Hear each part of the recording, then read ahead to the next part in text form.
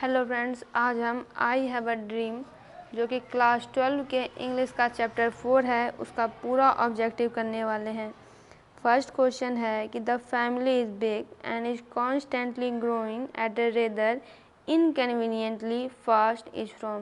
तो ये जो पहला क्वेश्चन है वो इस चैप्टर से है नहीं, लेकिन कहा जा रहा है कि ये जो परिवार है वो बहुत बड़ा है। कॉन्स्टेंटली यानी निरंतरता, लगातार। ग्रोइंग लगातार ये बढ़ती जा रही है। एट ए रेदर इनकन्वीनियंटली यानी अलग तरीके से, यानी कन्वीनियंट नहीं है, कोई इसमें जो है लेवल नहीं है। ये बहुत ही अजीब तरीके से, बेढंगे तरीके से, इस पर कोई रोक नहीं है और ये बढ़ती जा रही है, वो भी बहुत तेज़ी से। तो ये लाइन ली गई है भारत इज माई होम से। Martin Luther King was the youngest person to receive the. Martin Luther King सबसे कम उम्र के व्यक्ति थे जिन्होंने 1964 में नोबेल प्राइज़ प्राप्त किया था। I have a dream is written by. Dream का मतलब होता है सपना। तो मेरा एक सपना है, ये किनके द्वारा लिखी गई पीस है? तो मार्टिन लूथर किंग जूनियर द्वारा। Martin Luther King junior belonged to. Belong का मतलब होता है जुड़े हुए होना, यानी सामान्यतः ऐसा क्वेश्चन पूछा जाता है कंट्री से रिलेटेड, और यहाँ पे कंट्री का नाम दिया गया है तो वे USA United states of America से बिलोंग करते थे, वह उनकी जन्मभूमि थी। Martin Luther King junior was a. Martin Luther King junior क्या थे? तो वो एक नीग्रो थे। Martin Luther King junior delivered यानी देना, हिज स्पीच यानी भाषण, इन Washington DC on August. Martin Luther King junior ने अपना भाषण वॉशिंगटन DC में दिया था। कब दिया था? तो अगस्त 28, 1963 को। Dash is sweltering with the heat of injustice and operation. Sweltering का मतलब होता है हॉट एंड परस्पायरिंग, यानी गर्म और पसीना लाने वाली। हीट का मतलब होता है गर्मी, इनजस्टिस मतलब अन्याय, ऑपरेशन यानी उत्पीड़न। तो कौन अन्याय और उत्पीड़न की गर्मी से बहुत ज़्यादा जल रहा है? तो मिसिसिपी। मिसिसिपी जगह का नाम है अमेरिका में। Who said my children will not be जज by the colour of the skin but by the content of their character. किन्होंने कहा कि मेरे बच्चों को उसके स्किन के कलर, यानी अमेरिका में बहुत ज़्यादा रंग भेद है, काले और उजले लोगों में, गोरे लोगों में, तो मेरे बच्चों को इस स्किन कलर से जज आंका नहीं जाएगा, बल्कि उनका चरित्र कैसा है, उनके चरित्र में क्या क्या विशेषताएं हैं, इस आधार पर उनको जज किया जाएगा। तो ऐसा कहना था मार्टिन लूथर किंग का। Martin Luther King junior had. Martin Luther King junior के कितने बच्चे थे? तो 4 बच्चे थे। Had 4 children.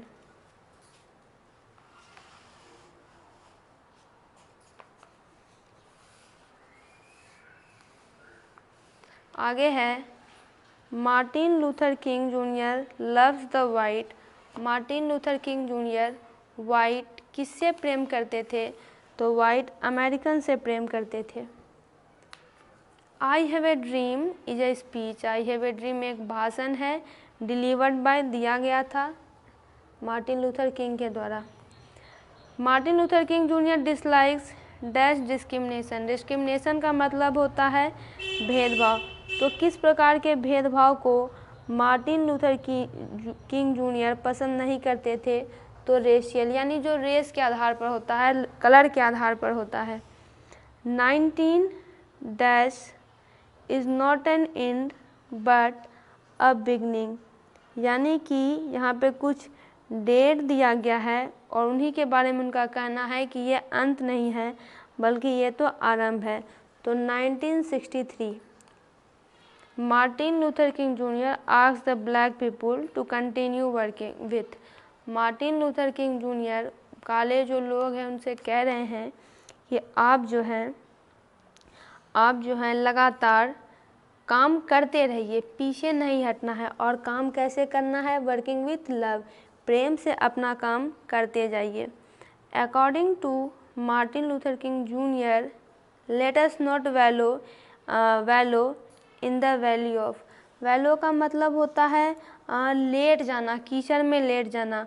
घाटी यानी कि हमें अपने आप को कीचड़ की घाटी में खुद को नहीं लिप्त कर देना है। किस घाटी में?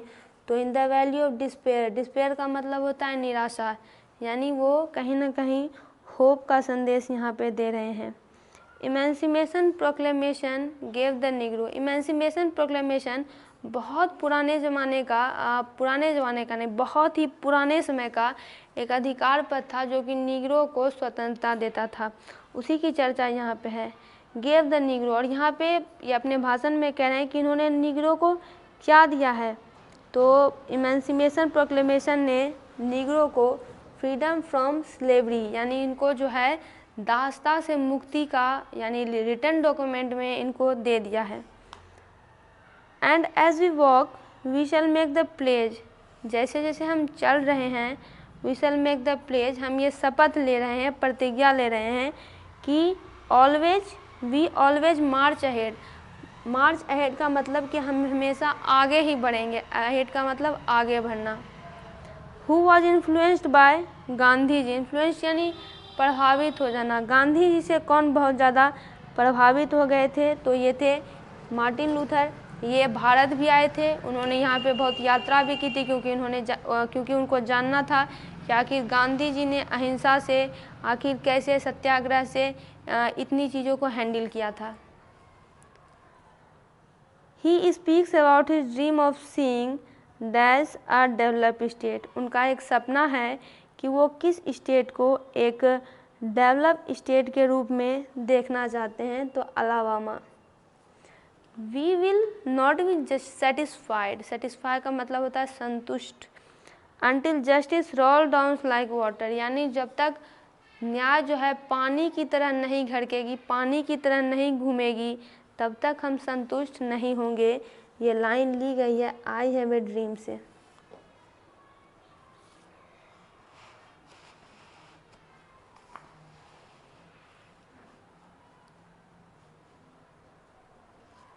Martin Luther King junior is convinced that. Convince यानी एकदम श्योर हो चुके हैं, मान चुके हैं, ये बात के लिए वो कन्फर्म है।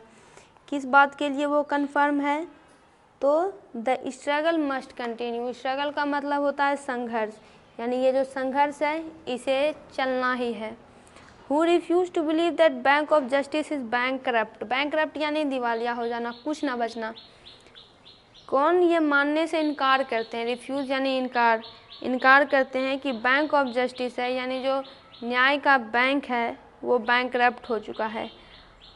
ये एक लाइन थी जो कि मार्टिन लूथर किंग जूनियर के द्वारा डिलीवर की गई थी। और यहाँ पे चूँकि वो निग्रो का प्रतिनिधि कर रहे हैं तो ये निग्रोज हो जाएगा। फ्री एट लास्ट यानी अंत में मुक्त।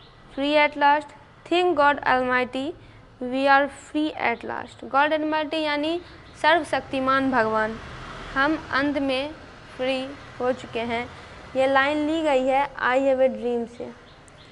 Who was not satisfied until justice rose down like water and righteousness like a mighty stream। righteousness का मतलब होता है मोरल लॉ के हिसाब से काम करना। माइटी स्ट्रीम यानी कि शक्तिशाली धारा की तरह। तो वो कहना चाह रहे हैं कि एक शक्तिशाली धारा जो होती है वो प्रचंड होती है, वो रुक नहीं सकती है।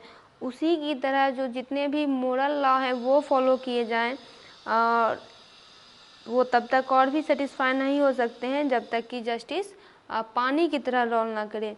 तो यहाँ पे कौन नहीं होंगे सेटिस्फाई? तो वो थे Negro. To which state to which he want to see as a develop state. वो कौन सा स्टेट था जिसको वो एक विकसित स्टेट के रूप में देखना चाहते थे? तो यहाँ पे हो जाएगा Alabama. Who was one of the greatest orator. Orator यानी जो कि बहुत अच्छा भाषण देते हैं, और ऐसे करके मतलब लोग उनको सुनना भी बहुत पसंद करते हैं, यानी लोगों को वो अपनी बातों में ले लेते हैं इन अमेरिकन हिस्ट्री। तो Martin Luther King junior. And as we walk we make the pledge that we shall always march ahead, जैसे जैसे हम वॉक करते हैं हम ये शपथ लेते हैं कि हम हमेशा आगे ही बढ़ेंगे, तो ये आई हैव ए ड्रीम से लिया गया है। The Negro still find himself in exile, exile का मतलब होता है जिसको कि देश निकाला दे दिया जाता है। तो निग्रो आज भी ऐसे रह रहे हैं वहाँ पे, ऐसा उन्हें महसूस हो रहा है कि वो उनको जो है देश निकाला दे दिया गया है। कहाँ दे दिया गया है? तो इन हिज ओन लैंड, उनके अपने ही भूमि पर उनको निकाल दिया गया है, जबकि निग्रो की भूमि तो वही है। तो दोस्तों इसका पूरा ऑब्जेक्टिव कंप्लीट हुआ।